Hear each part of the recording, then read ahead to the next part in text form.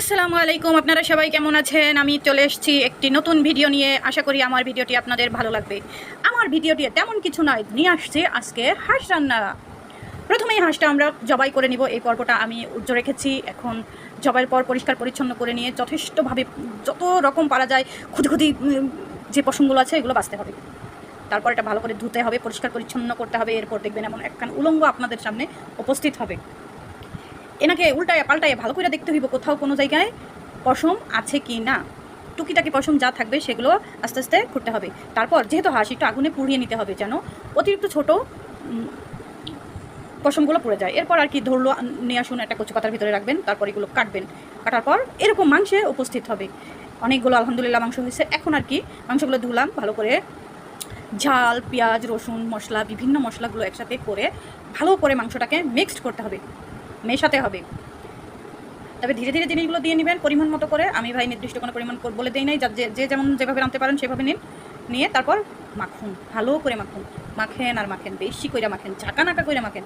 কারণ হাঁসের মাংসের স্বাদ নির্ভর করে তার মাখার উপরে। কতটা স্বাদ আপনি আনতে পারবেন সেটা আপনার মাখা। অবশ্যই গরুর মাংসের মতো যখনটা মাংসটা সুন্দর করে মেখে বসানো হয়, ওয়াও, দেখতেই যেমন জোস লাগে, খাইতেও তেমন জোস লাগে। ওয়াও, আমার মনে হয় একটু মরিচ কম পড়েছে তাই একটু দিয়ে নিলাম। এখন আর কি খুব সুন্দর করে দেখুন আমার মাংসটা তৈরি হয়ে গেছে চুলার জন্য। এখন কি করব, আরেকটু তেল দিয়ে নিব, কারণ মনে হচ্ছে তেলটা একটু কম কম লাগতেছে। এবার মাটির চুলায় জ্বলন্ত আগুনের উপর ছেড়ে দেব। এবার ধীরে ধীরে রান্নাটা হতে থাকবে। আমার মা, স্পেশালি আমার মায়ের, মানে মাটির চুলায় রান্না করতে গেলে সে যে খড়ি কত দেয়, মানে আপনারাই দেখুন। ওয়াও। তবে যাই হোক, ধোয়া ওঠা আগুনে রান্না করার মজাই আলাদা। দেখুন রান্নাটা অনেকটা হয়ে এসছে, এটা ভালো করে কষানো হয়ে গেছে। রান্নাটা অলমোস্ট হয়ে গেছে। সুন্দর করে ভালো করে কষা নিলাম, রান্না করলাম অনেকক্ষণ ধরে। ধোয়া ওঠা গরম গরম মাংস। এটা তো এডিট করার সময়ই আমার লোভ লাগতেছিল, মনে হচ্ছিল চুলার উপর থেকে আমিই তুলে খাই। ও, একটা বিশেষ কথা, হাঁসের মাংস মানুষের জন্য খুবই উপকারী, তবে গরমে একটু এড়ার জন্য।